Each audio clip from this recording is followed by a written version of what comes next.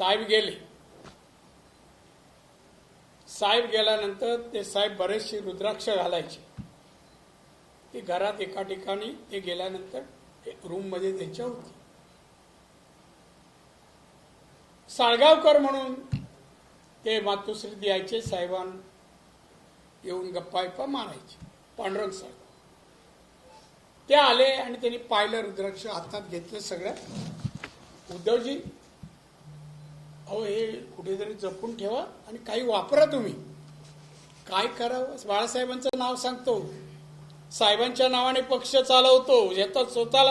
हे 5 माणसं नाही थांबणार, काय करावं? रुद्राक्ष अशी हातात घेतली आणि फेकून दिली. हे प्रेम बाळासाहेबांवर नाही म्हणा.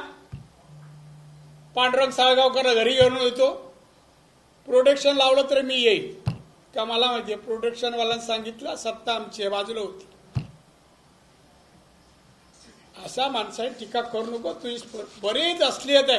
39 वर्ष होतो बरोबर, काय नाही माहिती आहे मातोश्रीतलं, पण अजून काढतच नाही मी. बोलू नको अंतर्गत. बाळासाहेबांकडे पाहून साहेबांनी मागून एक शपथ घेतली. तेव्हा मी जेव्हा बाहेर पडलो सांगून साहेबांना,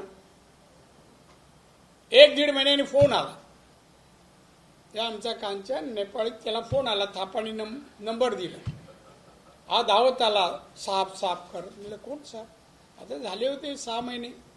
मला लक्षात आलं बाळासाहेब ते साहेब जय मास्टर. मग मला विचारलं कसं काय, मुलावेळा विचार. मला नारायण फोन यासाठी गेला की तुझ्याकडून मला एक शब्द पाहिजे. तुला माहिती आहे तू कोणापासून मोठा झाला, काय सगळा इतिहास माहिती आहे, मला एक शब्द दे. त्या शब्दामुळे मी थांबले. उद्धव बद्दल वाईट विचार कधी करू नकोस यासाठी शब्द दे. मी साहेब उद्धवच नाही, ठाकरे नावाच्या कुठल्याही माणसाकडे मी वाकड्या नजरेने कधी पाहणार. बस तुझा आभारी आहे. दीर्घ आयुष्य तुला मिळो आणि ठेवला.